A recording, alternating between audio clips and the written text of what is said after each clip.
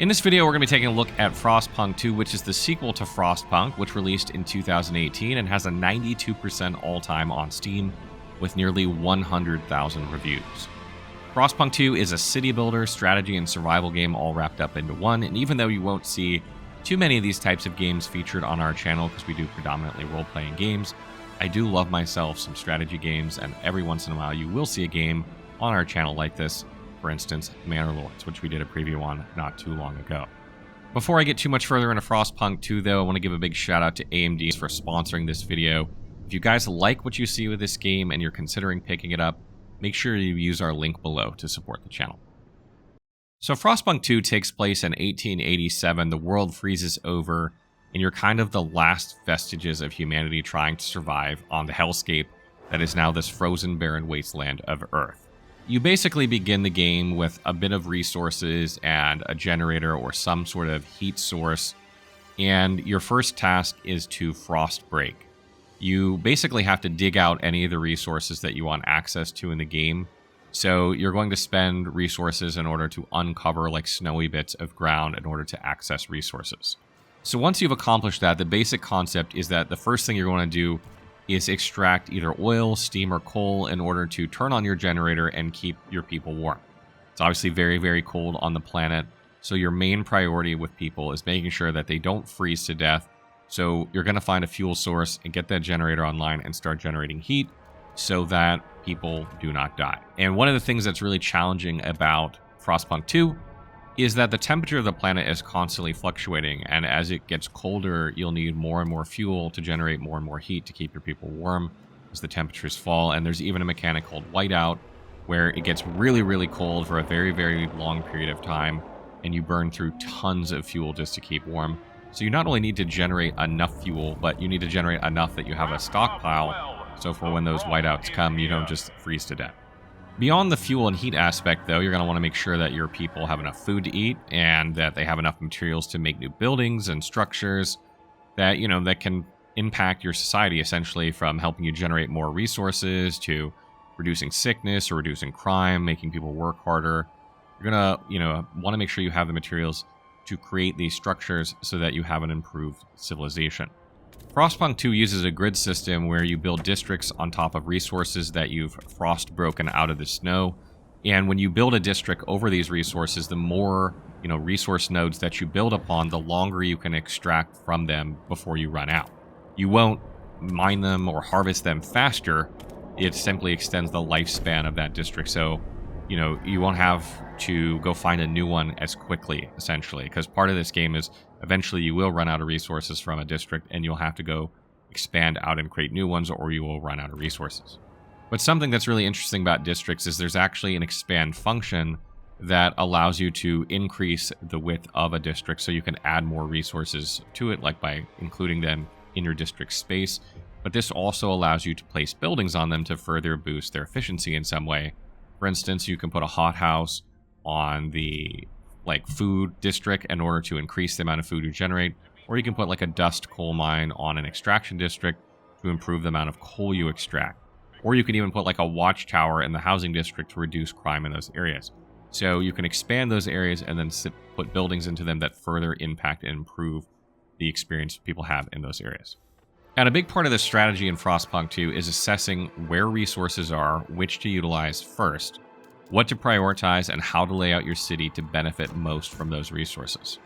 For instance, constructing some districts next to one another makes their heat demand less, so that you don't need to consume as much fuel, and some buildings reduce the workforce demand when placed next to certain types of districts.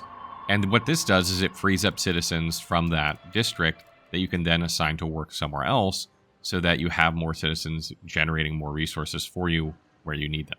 And managing your workforce is another huge aspect of Frostpunk 2, and it was the one I think that was most challenging for me, because the problem is that you kind of can't grow faster than a certain amount almost. There are certain ways you can increase your population growth, but they are few, and you need workforce in order to build certain buildings. So if you need more food, for instance, but you don't have any workforce to create a food district, you kind of have to wait till your population grows, or you have to reduce the workforce from somewhere else and create them there.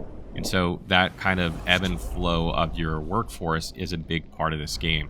And much like other strategy games, this will take you a few attempts to figure out and get right, and you'll likely mess up a time or two or three like I did.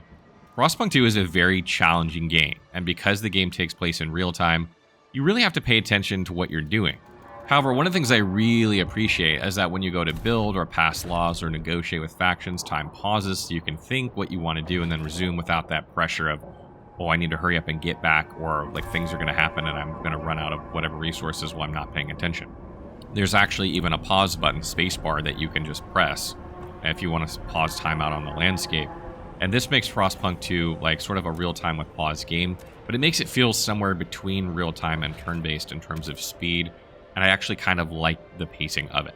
So beyond those aspects, things that add further complexity to the game are that Frostpunk 2 is full of factions that will be located within the populace of your city, and these factions have different aims and goals, and some of them conflict with one another, and some of them are in polar opposition of one another, and it can be very difficult to keep them happy.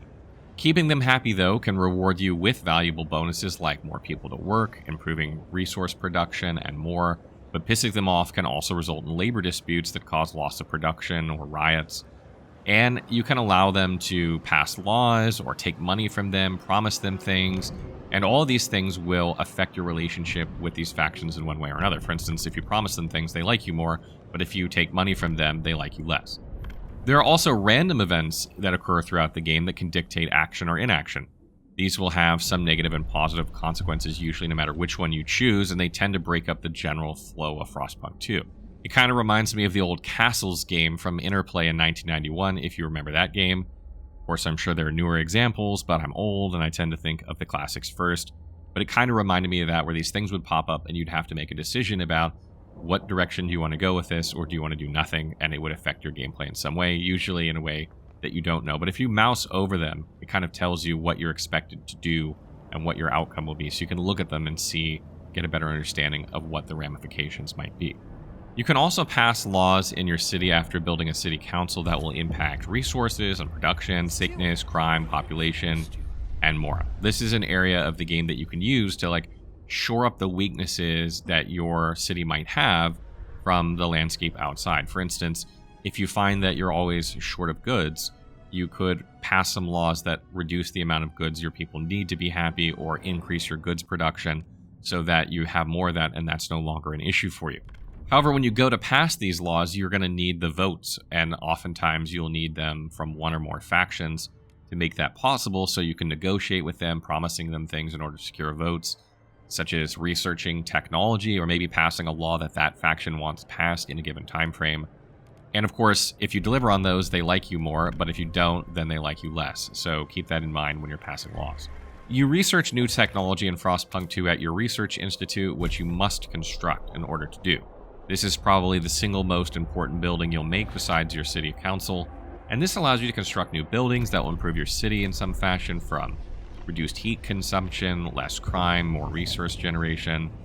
And you'll be researching a lot throughout the game because you need a lot in order to survive, and oftentimes it will be in order to generate resources in some bigger capacity with less workforce kind of situation. But you're going to be researching a lot or you're going to die.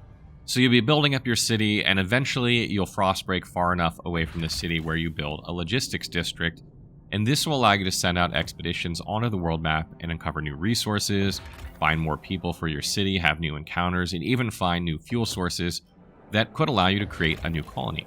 And then you have to manage your main city and the colonies that you discover at the same time by sending them citizens for their workforce, or maybe food, since maybe they don't have any food resource deposits near them and they can't harvest them, so they'd constantly have a shortage of food. You might have to send that to them. Maybe they send you fuel in exchange because you're short on fuel where you are. And so as your sphere of control expands across the map, your responsibility also does, and you'll have to jump back and forth between your city and colonies, managing them as best as you can. Frostpunk 2 has both a story mode, which I highly recommend playing first since it teaches you the basics of the game, which honestly might take a while to fully grasp. It did for me. It is not an easy game to pick up. It's definitely got complexity to it, which I love, but it will take you a little bit to learn. And so story mode really, really helped with that. So I highly recommend doing that first. But once you're finished playing story mode, or once you've played story mode a ways, then you can play Utopia mode. This is unlocked from the beginning. You don't have to do anything to unlock it, but you'll just get more out of it if you understand the game better. And this is kind of like a custom map mode where it gives you different maps and they have different starting layouts, and you can kind of randomize or change certain aspects that kind of give you like a free play. For instance, it doesn't have a story element to it, just lets you try and survive on that map with those circumstances. And, you know, it's not different than some other strategy games like Civilization where they have a mode like this as well. And I really, really enjoy playing this mode too. So that kind of wraps up my video on Frostpunk 2. Frostpunk 2 is purely a single-player game. There's no multiplayer, but it's a game of endurance, survival, and intelligence. I cannot understate that it is a very tough game. I died quite a lot while playing, but I also found that I could not stop playing the more I played. I found myself hours later looking at my phone, really wondering if that much time had gone by, and then thinking, just one more game. So if this seems like a type of game that you'd be into, you like strategy survival games, you can use our link below to support the channel. Again, big shout out to AMD for sponsoring this video. Also note that they are doing a GPU giveaway. We have a link below for this giveaway. AMD is actually giving away a chance to win one of their limited edition Frostpunk 2 Radeon 7700 XT graphic cards with 16 gigabytes of DDR6 memory with up to 2,584 megahertz boost. Click on AMD's RDNA 3's architecture to ensure you get the best performance while staying cool. So even if you don't end up picking up the game or using our link for that, make sure you sign up for the giveaway below. What do you guys make of Frostpunk 2 so far? Did you guys play Frostpunk 1? Do you like strategy games like I do? I know we don't really cover them a ton on our channel, but I absolutely love playing them. I love the creativity and the intelligence demand from them. What do you guys think? Let me know in the comments below.